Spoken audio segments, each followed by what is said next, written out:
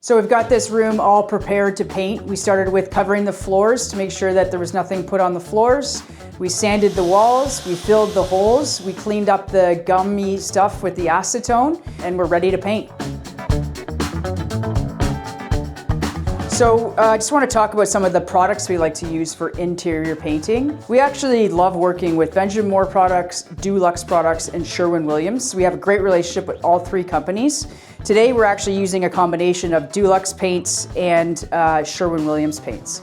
So first off, we'll talk about the finish coat. So the finish coat that we're going to use is a Sherwin-Williams product, and it's the Emerald line, and we're going to use a flat-based paint. This is for the walls. When you're painting walls, you can basically choose from flat or eggshell, and that's the sheen that we're talking about.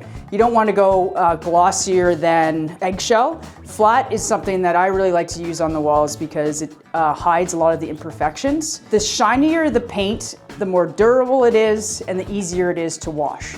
So often you're going to use a shinier paint like a semi-gloss on trim and doors because they get kicked a lot and banged, and you also want to go around and clean your baseboards quite often. With walls though, you can use a flat base paint, and with this Emerald line, it actually is a really durable paint as well, and it's easy to wash. So you kind of pay for what you get with anything, and with paint for sure.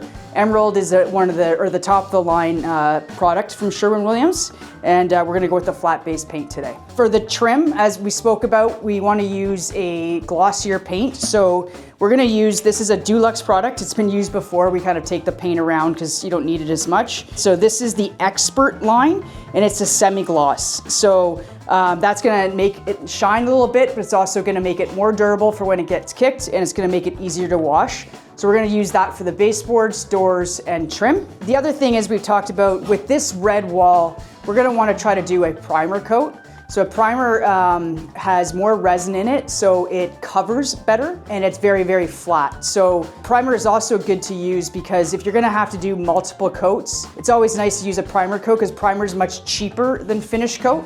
So you save money on the primer. Because we have some, we're going to use some sealing paint. So this is Glidden. Glidden is a product that's actually made by Dulux, and it's a sealing paint. But basically any primer that you want to use, it could be primer, it can be sealing paint, and just because we have some, we're going to use that. It's just a flat base paint, and it's cheap. So cheap paint for the base coats and expensive paint for the finish coats. So right here I've got a 2.5 inch polyester bristle brush. We just got this from Sherwin-Williams. It's actually a good value. It's a low price. So paintbrushes can range from $5 to $35, and it's really a preference of the painter of what type of brush they like to use.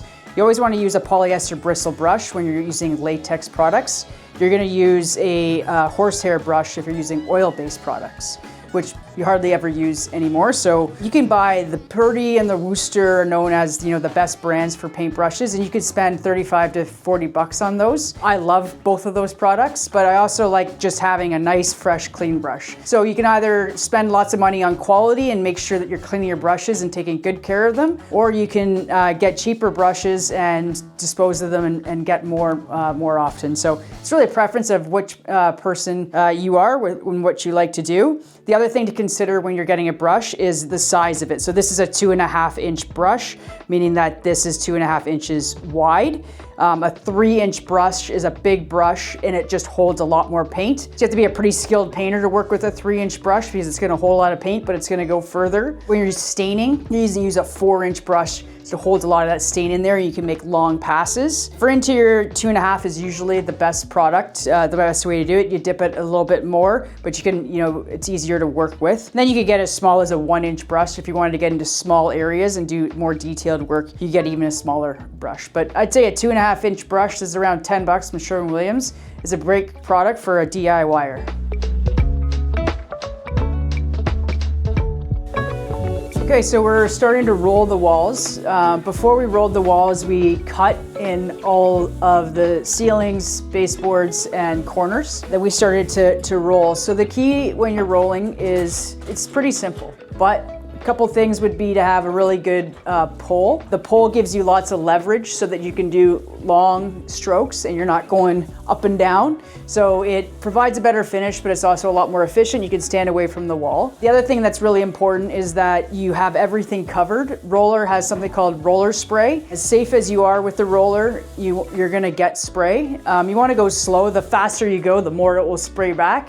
And you don't want to have too much paint on your roller. So to get good at rolling, it's really a matter of making sure you have the right amount of paint on your roller and you're dipping it at the right amount of times. Make sure you have a pole. The poles, you can use, some of them, they have these Worcester poles that you can snap in, or you have ones that screw in. The snap-on ones are really great because they stay stuck together, where the screw ones, if you're really pushing, it starts to unscrew a bit. That's a matter of preference, whether you like the screw ones, they're more versatile, but the Worcester snap ones work really well too.